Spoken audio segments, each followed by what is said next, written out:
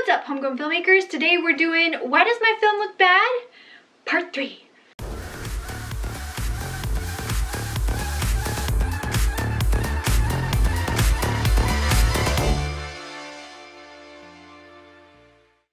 Okay, real quick, we're going to recap the 4 reasons your films look bad that we've already gone through. Unvaried angles, no movement to limited movement, no depth, and bad lighting. Ready to move on? Yep, me too. Let's go. Here's reason number 5 your films look bad. Bad coverage. So coverage is the amount of footage you get and how well you're able to put your story together once you get to the editing room. If, while you are editing, you are constantly saying, "Oh, I wish I had another shot of that. I can't say the right thing in this one," then you suffer from bad coverage. Bad coverage comes in 2 forms. Not enough coverage and the wrong coverage. When you get to editing and you find out that you don't have enough shots to actually tell your story, that's not enough coverage. It creates oddly paced sequences that are either really fast because you don't actually have the coverage to show what you want to show, or really slow because all you have is a long take and you don't actually have anything else to cut away to.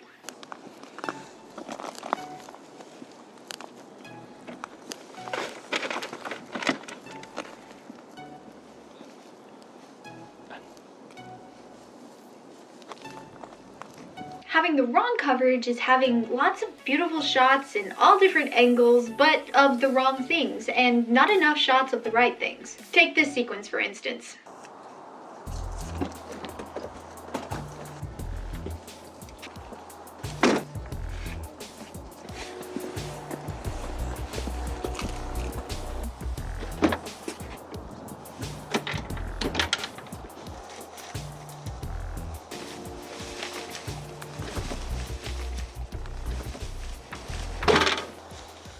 The whole sequence feels slow.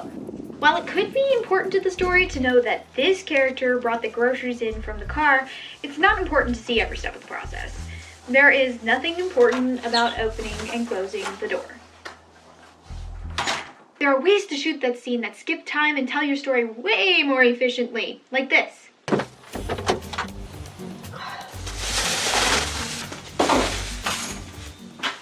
Three shots.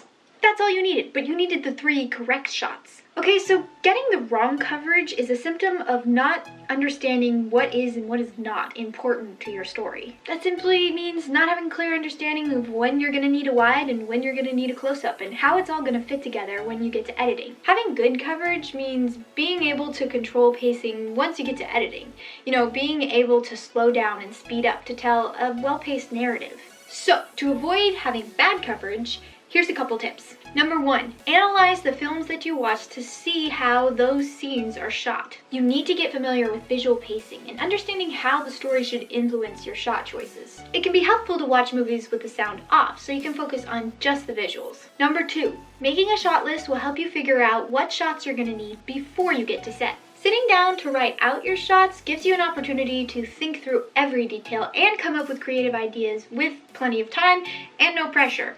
Way better than doing it on the fly. Number 3, on set, if you have time, do more shots than you think you need. And do more takes per shot. Do the shot a couple different ways. The more options you have in editing, the better. With those 3 tips, you can begin conquering the problem of bad coverage. Alright, moving on to my last point. This one isn't really why your film looks bad, it's more like this is how you can make it look better. And that is color grading.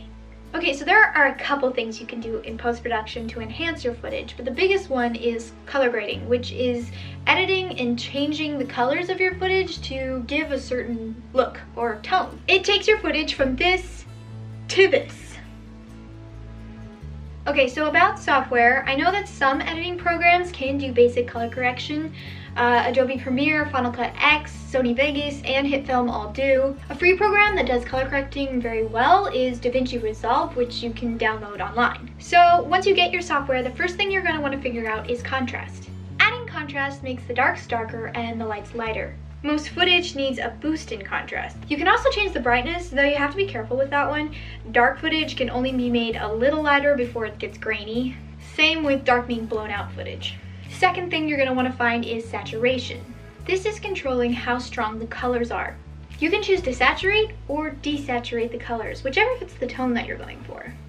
Most color grading happens with 3 wheels, which control the darks, the mids, and the lights. Using the color wheels, you can manipulate different aspects of a shot to get a more cinematic image. If you want a dark and gritty tone, you want to up the contrast, lower the saturation, and take out reds and purples. You end up with a bluer, greener image. If you want a brighter, happier image, up the contrast a little, up the saturation, and add a little more reds and yellows. You kind of have to be careful with this though, because color can get out of hand very quickly and become distracting. The goal is to enhance the image without drawing attention to the color grading. That was a very simplified crash course in color grading, which is a massive subject all on its own. So again, if you want to know more, there's articles, there's videos. Do a Google search.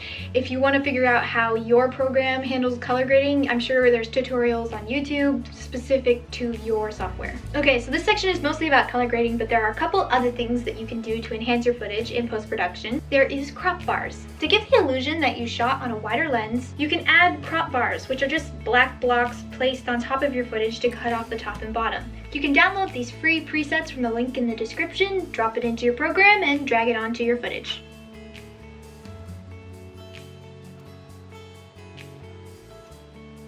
You can also add grain to portray the idea that you shot on film. Again, link in the description to download grain overlays, drop it into your program, drag it on top of your footage. Again, this is just a crash course overview to get you headed in the right direction. Do your own research. There are a ton of resources, free resources out in the world.